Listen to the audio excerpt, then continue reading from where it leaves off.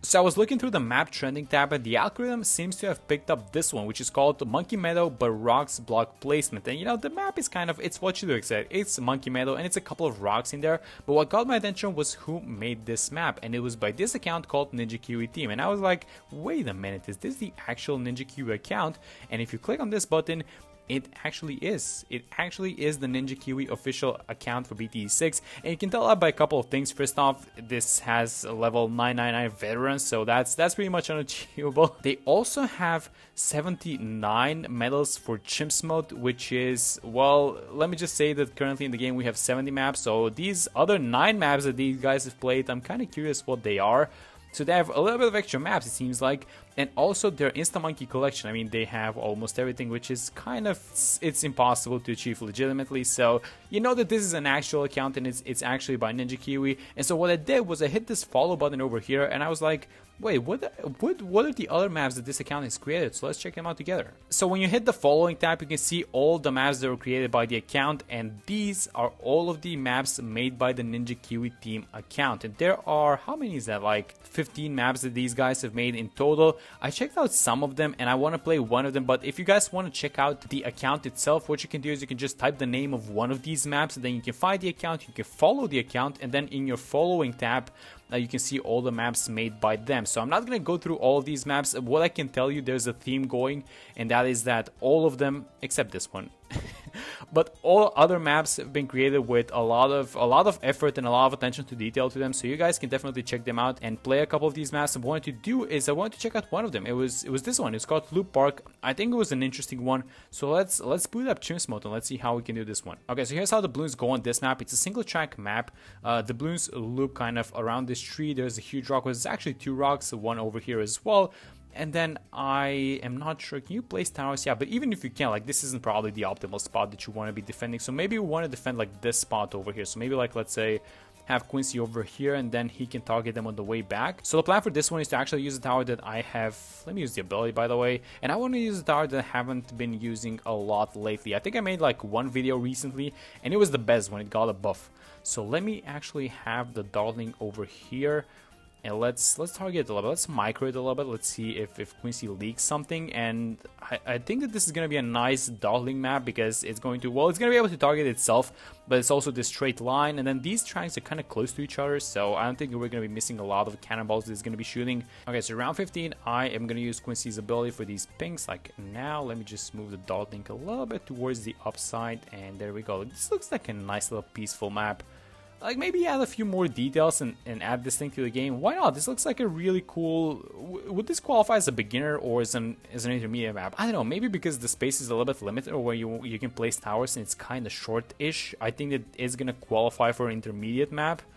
Because we have maps like, I don't know, like Carts and Darts, for example, which is an intermediate map. So I feel like, yeah, that would probably be appropriate for this one. Oh, please don't leak. Like, we're very close to powerful darts, but yeah, it's missing a lot of pierce. Let's not lose, actually. Okay, so let me actually buy a tower that's going to be useful later on as well. So I was thinking of getting the NG. I feel like next to Quincy is going to be a perfect spot to just get a little bit of extra damage. And I feel like when we get the powerful darts, because that's the thing that we're missing right now. We're missing a little bit of pierce. So when we get the powerful darts, I think that we're going to be fine. But that's kind of an expensive upgrade, I'm going to be honest. And let's do it like this. We're going to have some lead balloons incoming. So instead of buying an alchemist, we can do the foam, because this is going to be an overclock anyway. So let's have the foam be over there. It's going to pop the lead balloons for us. Even though we have the money for the buckshot, I usually don't like buying the buckshot. I usually like keeping it as a 022 and then just getting an alchemist. So let me do that while these pink balloons are on the field. Let me get it as like a 320. I don't know, what is it? I feel like just because it's a faster attacking tower, the buckshot attacks kind of slow, and these cannonballs, they fly all over the place. So what I usually do is I would get something like a 420 alchemist, and I'm going to keep it as a 022.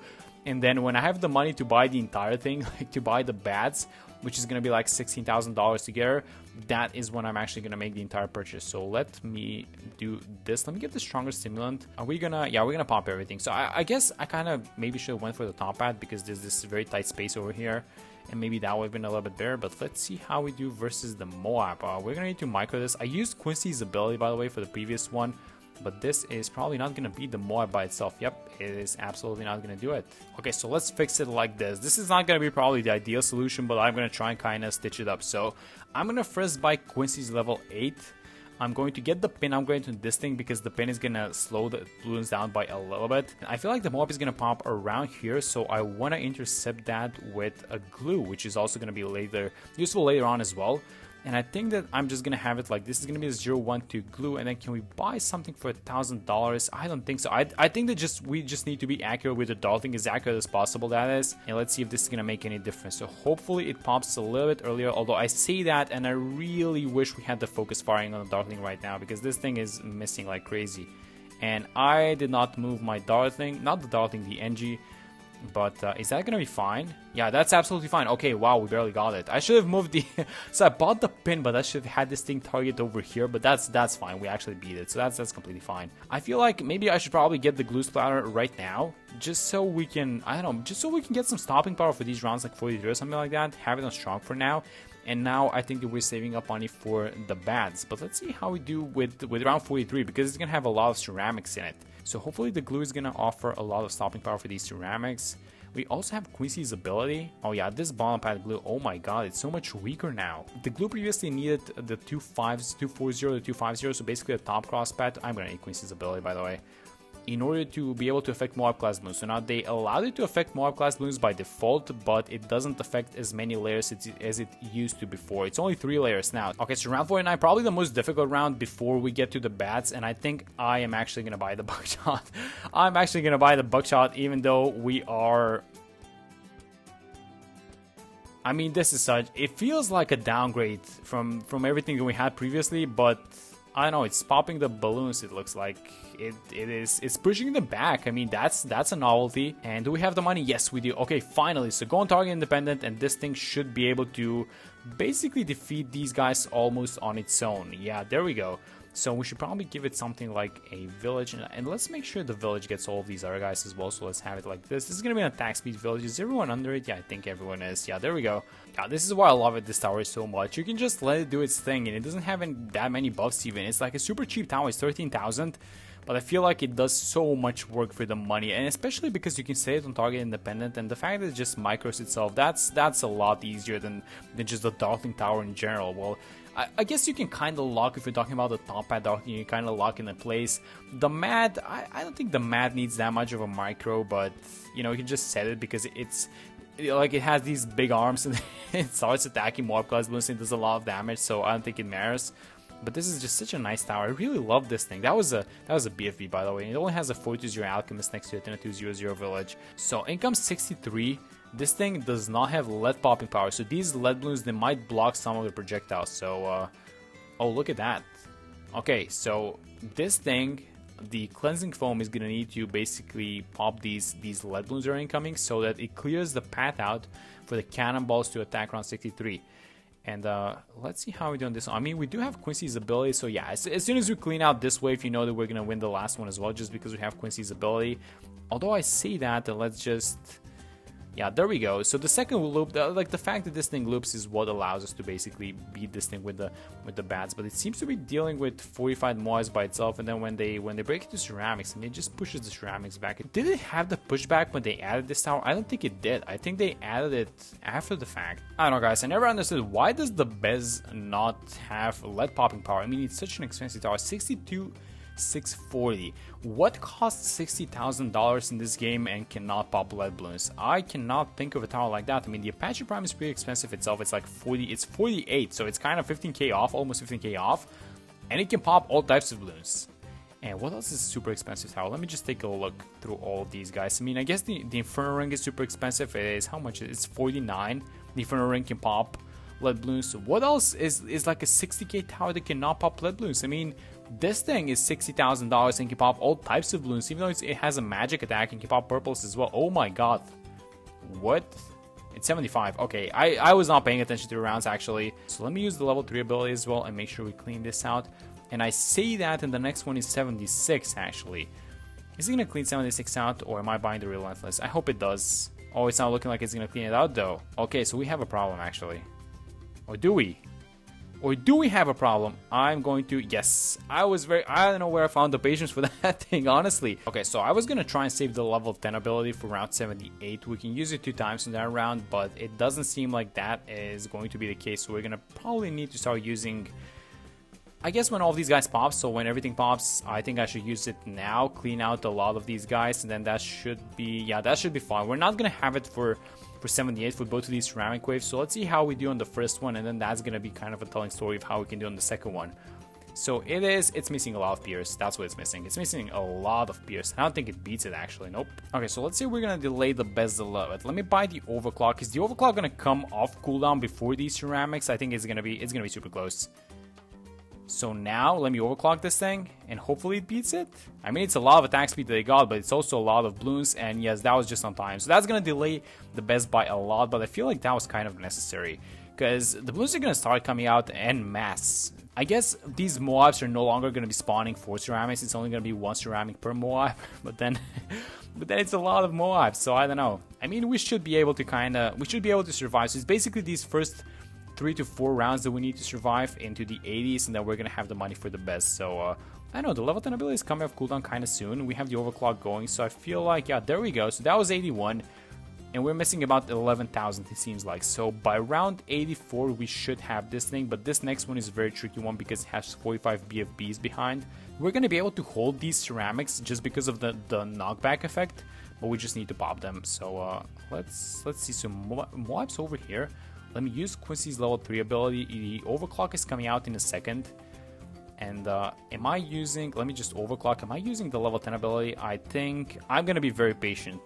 I'm going to be super patient with this thing. So again, yeah, there we go. So when they pop into ceramics, we can hold them basically. It's not forever, but we can hold them for a very long time. So let me use the level 3 ability. Let's overclock this thing. And there we go.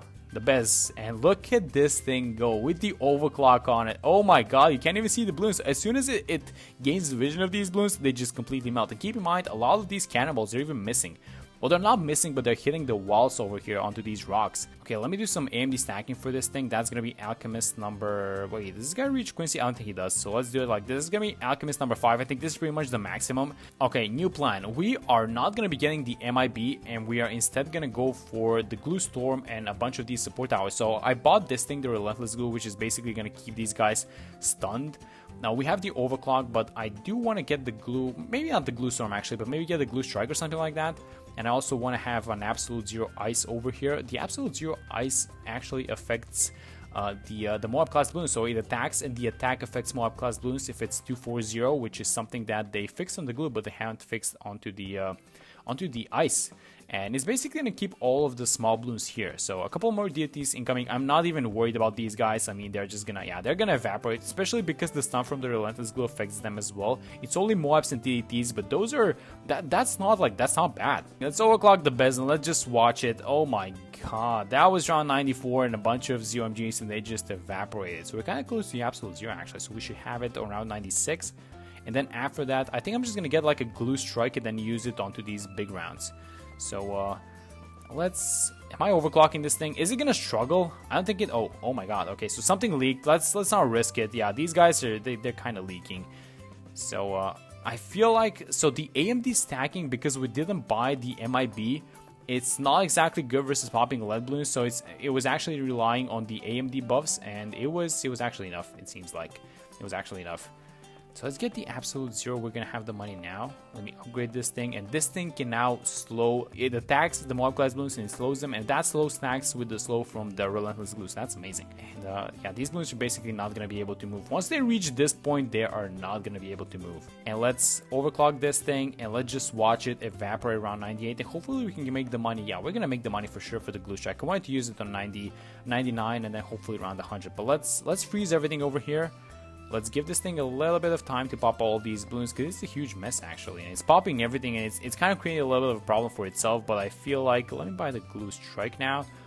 But I feel like, yeah, so barely anything made it to the other side. Yeah, that's such a good tower. I love this thing. What an amazing tower this Bez is. How is it gonna do versus the 45 DDTs? We have the glue strike for it, so let's wait for everyone to come out and then use it now. And then this is going to de-lead them, and let me overclock it, and boom, there we go. That was the 45 DDTs. So this ability should come off cooldown before the bat reaches the Bez. Oh, actually, never mind, but that's totally fine. Let's use this thing as well. Let's get a 420. This is going to amplify the damage +1. Let's get the glue strike, and let's just watch this thing obliterate the bat. Is it going to pop soon? Yeah, there we go. And then on the way back, I don't think he's gonna make it all the way back. I think he's gonna make it. Is something gonna make it? Yeah, a couple of ceramics. And there we go. Almost did the 2 mega pops on accident. 1.8 million pops on this thing. And where are the remaining of the pops? I guess it's, yeah, it's Quincy. It's 1.8 million on this thing, and it's Quincy. And then it's, what else? I mean, the engine got a little bit of the pops.